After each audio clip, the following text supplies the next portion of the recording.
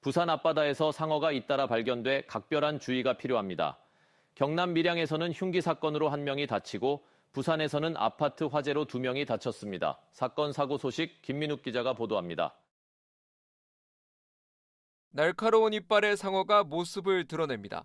부산 태종대 남동쪽 4.8km 해상에서 몸 길이 2m의 상어가 그물에 걸린 건 지난 4일. 지난 12일 부산 영도구 생도 남쪽 9km 해상에서도 몸 길이 2.4m의 상어가 그물에 걸렸습니다. 모두 공격성이 낮은 악상어로 추정되며 수온 상승으로 난류성 어종을 쫓아 연안으로 온 것으로 보입니다. 해경은 해수욕장을 관리하는 지자체에 주의를 당부했습니다. 어제 새벽 1시쯤 경남 밀양시청 인근의 한 편의점 부근에서 편의점주 40대 A씨가 동네 후배 B씨에게 흉기를 휘둘렀습니다. B씨는 치료를 받고 있으며 경찰은 정확한 범행 동기를 조사하고 있습니다. 칼을 맞은 건 내 몸이라고 하더라고요. 놀란 게 크고. 아파트 외벽이 시커멓게 걸렸습니다.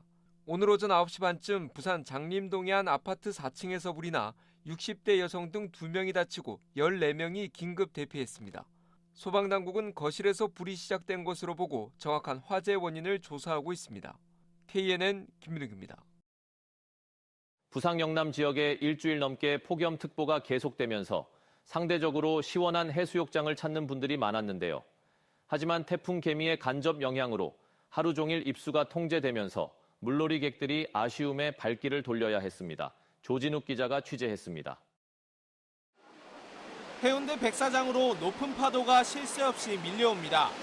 제3호 태풍 개미의 간접 영향으로 최대 3m 높이의 파도가 몰아쳤습니다. 부산 앞바다에 풍랑주의보가 내려진 가운데 오히려 바다로 밀려 들어가는 이한류까지 돌면서 이렇게 바다 입수는 통제된 상태입니다. 백사장에 마련된 파라솔은 곳곳이 비었습니다. 휴가철 부산을 찾은 물놀이객들도 아쉬운 듯 바다만 바라봅니다.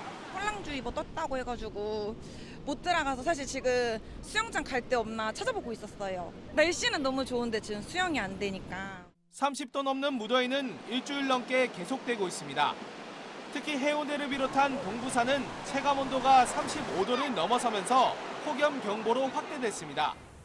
부산 해운대가 낮 최고 33.4도, 경남 밀양과 창녕이 33.5도를 기록하는 등 찜통더위가 꺾이지 않고 있습니다. 기상청은 당분간 큰 비 소식이 없는 만큼 찜통더위가 계속될 것으로 내다봤습니다. 당분간 최고 체감 온도가 33도 내외로 올라 무더운 날이 많겠고 열대야가 나타나는 곳이 있겠습니다. 다만 최근 갑자기 내리는 국지성 호우가 잦은 만큼 기상청은 기상정보를 수시로 확인해 줄 것을 당부했습니다. KNN 조진욱입니다. AI 기술의 발달은 그야말로 모든 분야의 빅뱅을 일으키고 있습니다. 지금 이 뉴스를 전하고 있는 저 역시 AI가 만들어낸 가상 앵커입니다. 영화 영상도시를 꿈꾸는 부산도 예외가 아닙니다. 급변하는 영화 제작 환경에 발빠르게 대응을 하지 않다간 낭패를 당할 처지입니다. 김건영 기자의 집중 취재입니다. 최근 큰 인기를 끈 드라마의 한 장면입니다. 주인공이 북유럽 어디인 듯 보이는 눈 덮인 자작나무 숲속을 걷습니다. 하지만 실제 촬영지는 경기도 파주의 한 실내 버추얼 스튜디오. 생성형 AI가 만든 자작나무 숲 이미지를 초고해상도 LED 화면에 배경으로 띄워놓고 찍은 겁니다. 많은 시간과 비용을 들여 현지 촬영을 할 필요가 없어졌습니다. 스위스를 가야 되나? 거기에 가서 소스 촬영을 해온다는 게 비용과 어떤 시간과 이게 만만치 않습니다. 그래서 생성형 AI를 활용해서 눈 덮인 자작나무 이미지를 만들어 보자. 죽기 전에 꼭 가봐야 할 곳으로 꼽히는 유네스코 세계문화유산인 이탈리아 아말피 해안. 명성만큼 숱한 영화들의 배경으로 등장했는데 이곳 역시 AI가 순식간에 재현했습니다. 부산은 영화 촬영 중심지로서 각광을 받았는데요. AI가 도입이 되면은 촬영지로서의 의미는 사라지게 됩니다. 지난 2월 생성형 AI 소라가 만들어낸 영상들에 세계 영화계는 충격에 빠졌습니다. 놀라운 완성도에 기존 영화 제작 시스템은 뿌리부터 흔들리고 있습니다. 아날로그로 저희가 인간들이 촬영할 수는 있지만 그 촬영 조건을 만들려면 너무 힘들죠. 근데 AI는 명령 하나로 그걸 간단하게 2줄짜리 명령어로 만들어내고 있다는 겁니다. 당연히 로케이션 명소 부산의 위상도 위기입니다. 디지털 시대에 맞춰 유치 전략을 새로 짜야 할 상황입니다. 현지 촬영 유치 못지않게 부산을 영상 콘텐츠에 녹여들게 만드는 기초 작업이 중요해졌습니다. 이 생성 AI에 쓸 수 있는 부산의 데이터들, 그러니까 부산의 어떤 이미지라든지 부산의 영상이라든지 데이터를 점차 확대해 나가는 것이 굉장히 중요한 일이라고 생각합니다. 광대역 3D 스캐너로 조선시대 향교 곳곳을 그대로 담습니다. AI나 버추얼 스튜디오의 영상 콘텐츠 제작에 바로 쓸 수 있는 부산 명소들을 디지털화하는 첫 단계입니다. 그런데 부산에서의 이 같은 작업은 이제 발을 뗀 수준입니다.